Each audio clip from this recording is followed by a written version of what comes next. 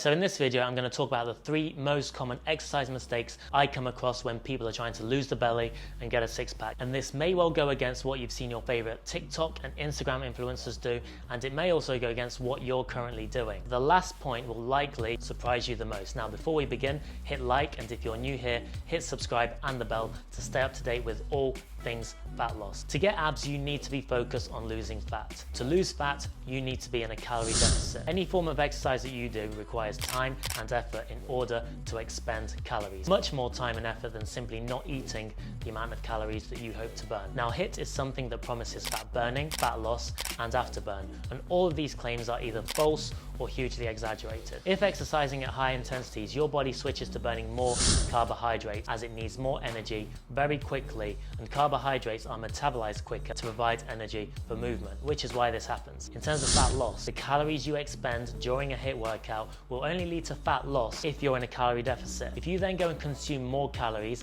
and get into maintenance or a calorie surplus, you will either stay the same weight or put weight on. And afterburn, the idea where you burn calories long after the workout, is hugely overstated. It's literally in the tens of calories over the next 24 hours. So personally, these reasons are not compelling enough for me to choose HIIT as my primary means of exercise when trying to lose the belly and get a six-pack. 2, cardio. Now, when we prioritize cardio, we're prioritizing energy expenditure as our fat loss tool. Now, this is fine. You may well lose weight, you may well lose fat. However, the most important thing to do when we're losing weight is to ensure that the weight loss is just fat and not muscle. Now, if you prioritize cardio and you don't strength train and you don't eat enough protein, you may well lose muscle mass. I'm not saying that cardio causes you to lose muscle mass, but you increase your chances of losing muscle mass if you don't prioritize strength training and eating protein.